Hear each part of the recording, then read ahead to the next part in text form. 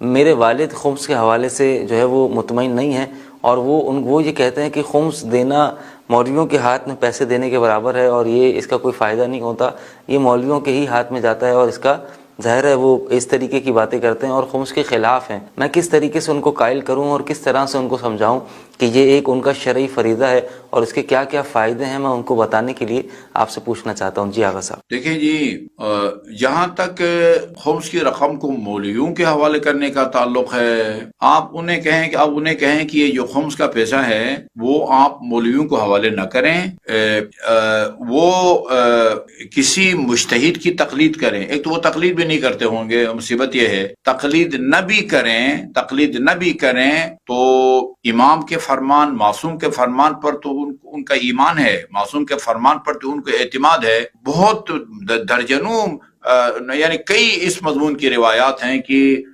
جو خمس ادا نہیں کرتا وہ ہم پر ظلم کرتا ہے، وہ ہماری دعا سے محروم ہو جاتا ہے، خمس نہ دینے کے نتیجے میں رزق روزی میں اور اضافہ ہو جاتا ہے۔ ان کو وہ روایات سنائیں، ائمہ معصومین کے زبان مبارک سے نکلے وہ مستند احادیث اور روایات ان کو سنائیں جس میں خمس دینے کی تاکید کی گئی ہے، خمس کو معاف نہیں کیا گیا ہے، اور جو خمس نہیں دیتے ان کے بارے میں کہا گیا کہ وہ ہماری دعاؤں سے جو ہے نا وہ محروم ہیں۔ تو وہ ان کو جو ہے نا وہ سنائیں۔ اور پتہ نہیں آپ کس شہر میں رہتے ہیں، اگر آپ کے شہر میں کوئی دینی مطلب کتابوں کی دکان ہے، کتاب خانہ ہے، تو مولانا ابن حسن نجفی کی کتاب الخمس وہ ان کو لے کے دیں، یا اس کے اندر سے اس میں جو انہوں نے معصومین کی روایات نقل کی ہے وہ ان کو سنا دیں۔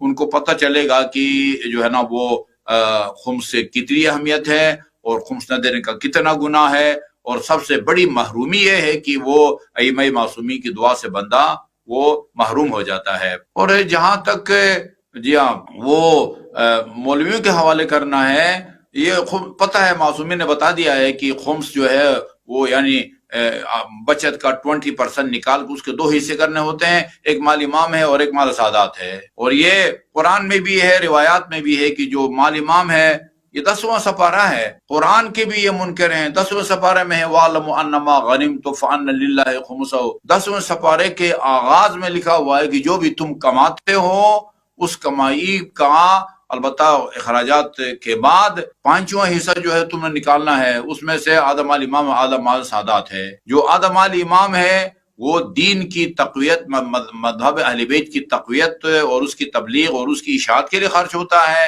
اور اسی طرح ضرورت مند مومنین کی ضروریات کو پورا کرنے کے لیے استعمال ہوتا ہے۔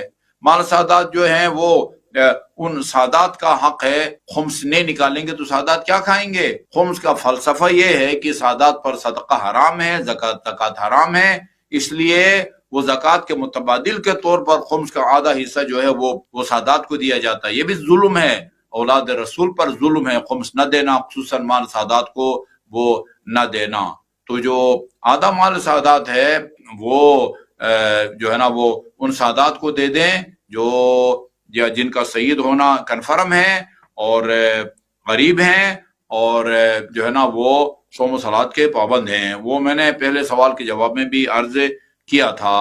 تو آپ مولوی کو وہ نہ کریں، وکیل سے اجازت لے کے، یہ ضروری ہے، وکیل سے اجازت لے کے آپ کسی ضرورت مند مومن کو دے دیں۔ ایک غریب آدمی کو پڑھائیں، ان کی فیس ادا کریں، ان کے سیمسٹر فیس ادا کریں، کسی کوئی اچھا کام کریں، کہ کہیں کنواں کھودیں، لوگوں سے استفادہ کریں، ہسپتال بنائیں، ڈسپنسری کھولیں۔ کس نے آپ کو کہا کہ خواہ مخواہ مولوی کے اکاؤنٹ میں ڈالنا ہے؟ ایک طریقہ کار ہوتا ہے، کھلی چھٹی آپ کو نہیں دی گئی ہے، یعنی مجتہد کے وکیل کی اجازت سے یا مجتہد کی اجازت سے وہاں آپ مال امام خرچ کریں جہاں مال امام خرچ ہوتا ہے۔ کسی جگہ مسجد بن رہی ادھر دے دیں، کسی جگہ امام بارگاہ تعمیر کر رہے ہیں ادھر آپ جو ہے نا وہ دے دیں، کسی غریب کی مدد کریں۔ تو یہ پتہ نہیں کس نے بتایا کہ خمس جو ہے وہ مولوی خود وہ کھا جاتا ہے۔